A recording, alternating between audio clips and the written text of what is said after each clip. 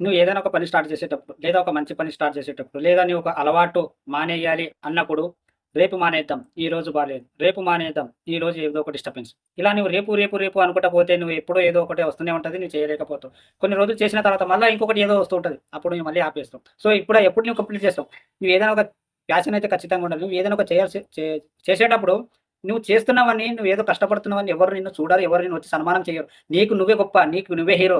చేస్తే నువ్వు గొప్పవాడి అయితావు. ఒకవేళ చెయ్యకపోతే నువ్వు అందరిలాగా ఉంటావు. ఎవరో చూడాలి, ఎవరో నన్ను ఇంప్రెస్ చేయాలి అనుకుంటే నువ్వు అక్కడే ఉంటావు. ఇక్కడ నువ్వు ఎంత చేస్తావో నువ్వు అంత హ్యాపీనెస్ ఇస్తావు. ఎవరో చూడాలి, ఎవరి కోసం ఇంప్రెస్ చేయాలని నువ్వు చేస్తే, ఆ ఇంప్రెస్ ఏదో ఒకటి తెలిసిపోతుంది. నువ్వు చేయలేకపోతావు. అర్థమైందా? ఒక పని నువ్వు గోల్‌గా రీచ్ పెట్టుకున్నప్పుడు ఈరోజు, రేపు అని పెండింగ్ వేయకు. అది వెంటనే చేసేయి. ఎన్ని కష్టాలొచ్చినా సరే దాన్ని వదలకు. 10 మంది నీ గురించి నెగెటివ్‌గా మాట్లాడినా సరే వాడేమిరా అందరికన్నా అదే గొప్ప అనుకుంటాడు. ఇలా అనుకుంటే కూడా పర్లేదు. సక్సెస్ అయ్యేంత వరకు దాన్ని అస్సలు వదలకు. అప్పుడే నువ్వేంటో, నీ గురించేంటో అందరికీ తెలుస్తుంది. అప్పుడే